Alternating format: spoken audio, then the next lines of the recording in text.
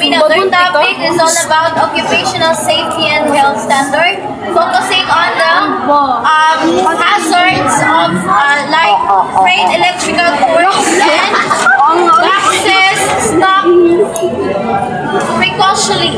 Huh? Alam, pinagtawan ako. Cautionally. Thank you. Okay. Boxes stored precautionally. Okay, precautiously. Afraid. Okay. Group 3, please start immediately the frayed electrical cords. Frayed? Ay, ma'am, kumana sa hazards nga? Yes, kumana na. Diyan sila na stop sa cords. How damage was of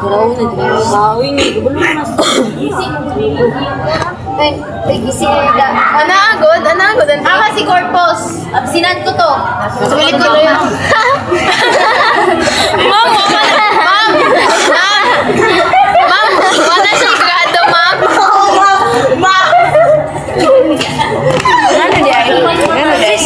Nawa siya.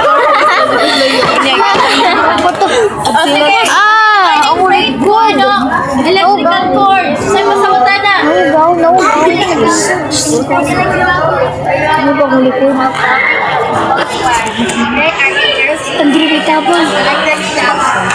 Short circuit or fire damage cord should be replaced.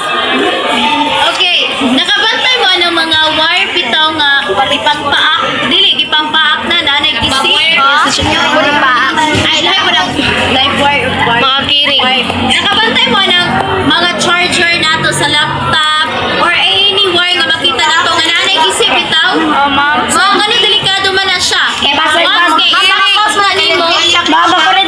Yes. Makuryente. Once isaksak na ninyo dito sa main, kuhan gyud sa kuryente, ha? Pitik-pitik. Yes. Dili lang. Magpitik-pitik. Pero pati ikaw, mag-imig-imig ka. Mag-iwan na. Nakapon. Nakapatay kita. Yes.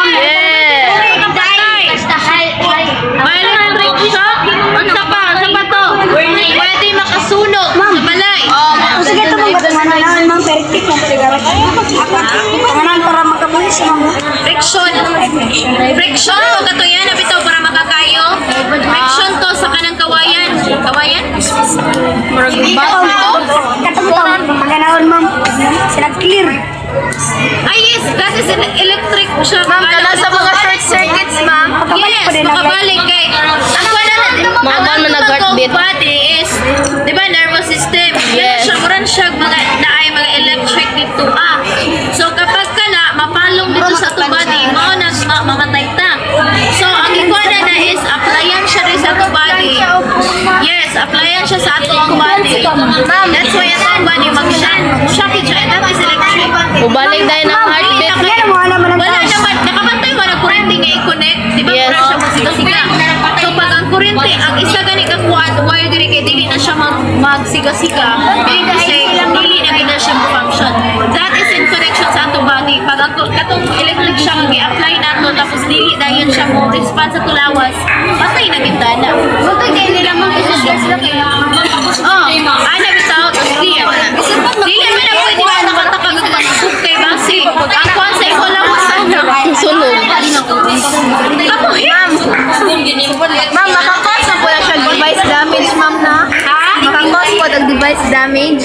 Device damage. Angon sa Ang kanang buwan frayed electric Yes, cords. madamage man gyud. Aside sa masunog, electric shock, patay ka sana. Makasunog po lang sa kanang electric. Makasunog po ng balay. Sukon Yes. Yes, yan yung nangyari sa kwarto na ho. Sa balay, sa bayan. As in, ang isa sila ho ka kwarto, nag-short circuit siya, kaya natin siya gisi. As in, ang kwarto gila ho, sunog. Wala, bilin ma'am. Dili, kwarto naman na ho. Why bilin ma'am? Walay na binin, sunog tanan, mag-kwarto na ho. Oh, sayang. Ang among balay magod, ang among balay is nasay ka ng firewall. So kung malay magsulot sa sulot, walay makabantay sa gawas. Kaya wala magkayo asong ang gawas.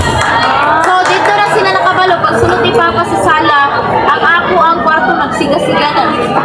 As in, sunog tanan siniya na. May gali kay nabantayan po teacher kay mo katag ra ba na. Balas ma, magpuyan. Ha, dili. Sa mga na. May gay teacher kay nabantayan ra kay mo katay. May gay teacher kay nabantayan kay mo katay ra ba na teacher. Yes, nabantayan. Salamat, Lord. Gani, vaccine stock precautiously. Ay, breakers.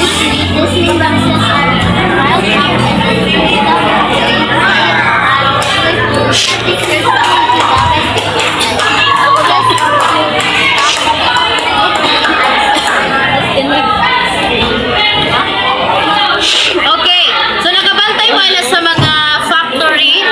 Isa sa mga delikado na is kana bitong mga dagko nga karton, no, mga dagko nga karton nga gipang pile.